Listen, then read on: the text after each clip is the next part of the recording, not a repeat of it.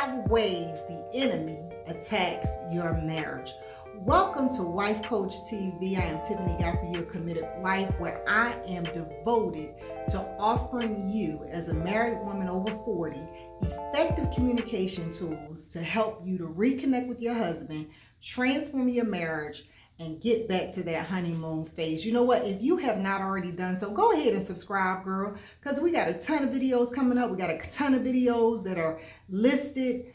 I just want you to enjoy yourself because I got some good stuff for you. So in today's video, I'm going to talk about the 5 ways that the enemy, Satan himself, attacks your marriage. Now, let me just go back a little bit to the previous video. This is part 2 of a two-part series, repossession.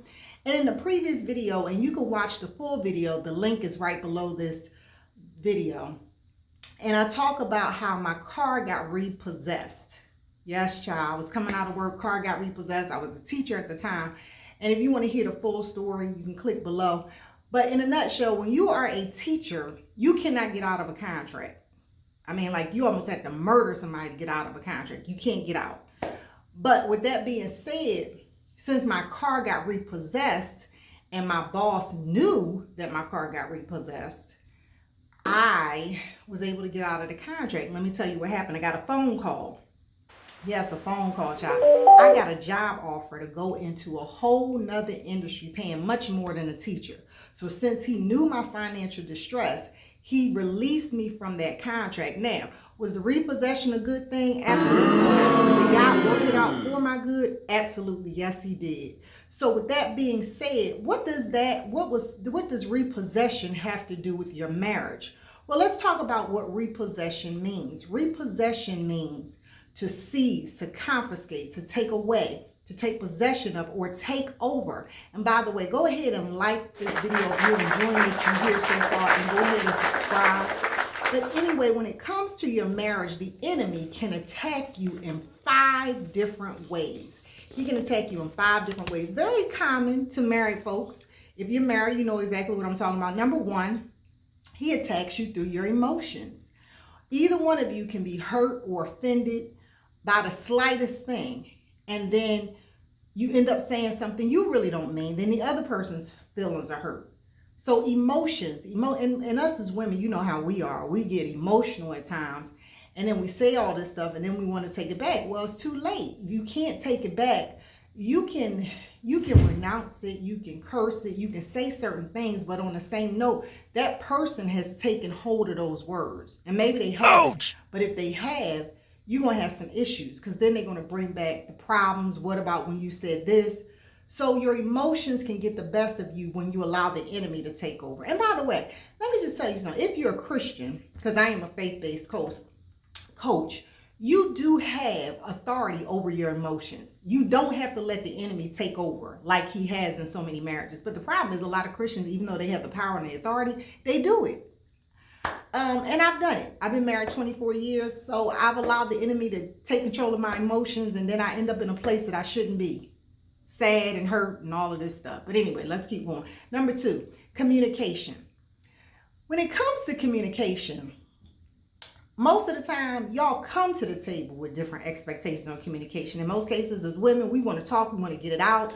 As men, they don't talk as much. Now, the problem comes in when there's a conflict. And conflict is not bad, it's just a difference of opinions. But when there's a conflict and y'all can't come to an agreement because you haven't learned how to communicate properly. And so the enemy can attack you through your styles of communication. One may shut down, one may get elevated, and then nothing gets accomplished. And when you communicate with somebody, you're coming to the table to resolve something, to share something, to get something out, to just fix something. But when the enemy attacks and y'all can't communicate, that's going to affect a lot of things. Next thing is parenting. Okay, whether you're a blended family, whether you had kids together, parenting can be challenging in and of itself. But again, coming to the table with different styles of parenting, if you can't figure out how to raise these children at certain stages of their lives, or you can't come together and compromise on that, that child is going to play you like a drum. I'm telling you, girl, that child is going to play you because he's going to play one parent against the other. So you got to be able to communicate. And by the way, communication is the key to a great marriage. If you can communicate, you can talk about anything and get some things done. Number 4, sex. Sex is a big thing in marriage.